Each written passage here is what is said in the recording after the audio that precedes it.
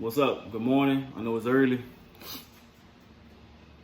I've been going back and forth with if I should do this video, just a video or live, and I decided to do a video instead of going live because the simple fact that I can't control my emotions when I talk about this stuff. You know what I'm saying? When I get to talking, I don't know where I'm gonna go, if that makes sense. And so to keep it as PC as possible, to keep it as politically correct as I have to be, I'm gonna do this.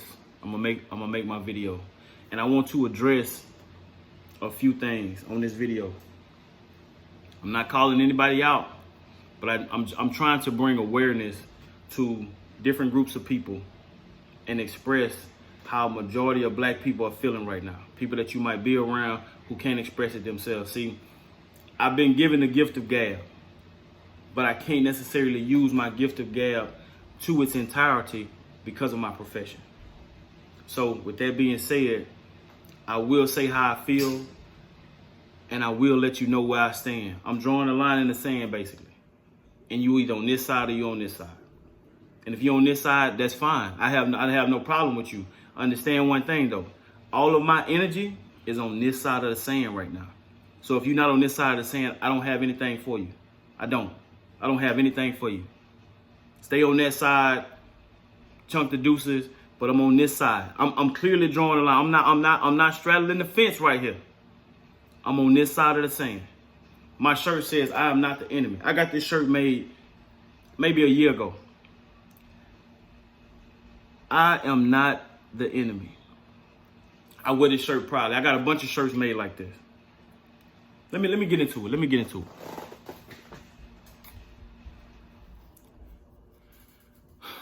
It's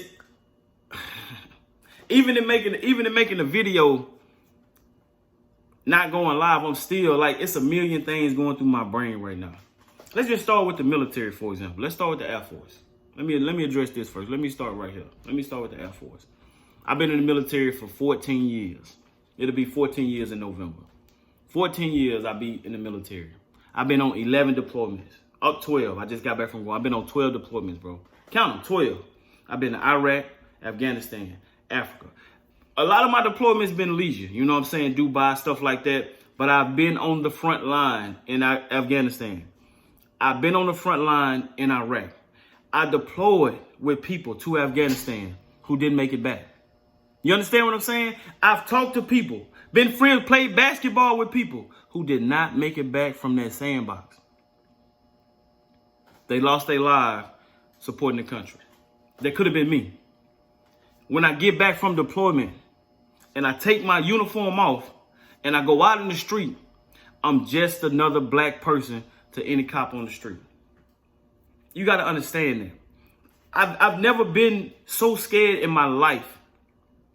You understand what I'm saying? When I'm in a car and I see a cop car get behind me, you know, instantly I turn off. I have to. It's in me to turn off because cops will get behind you and mess with you. That's how I grew up. Cops will get behind you just to mess with you, right?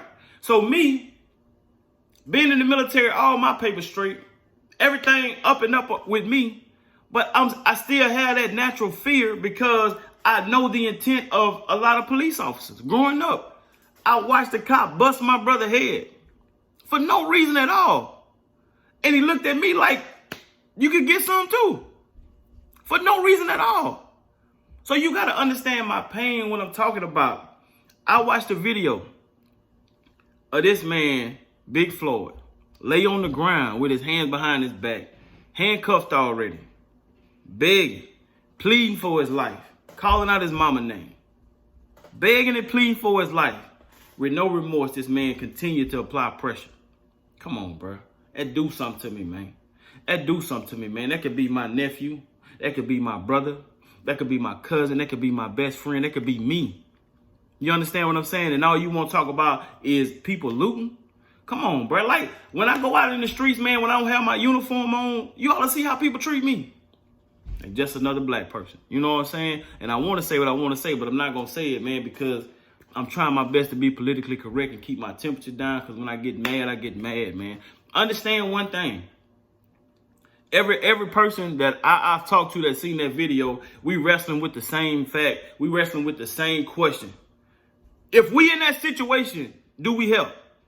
If I see my brother on the ground right here screaming for his life and the cops steady applying pressure, it ain't no question with me. I'm helping. I'm running over there and I'm bulldozing him, and I'm either two people gonna die that day or he gonna live.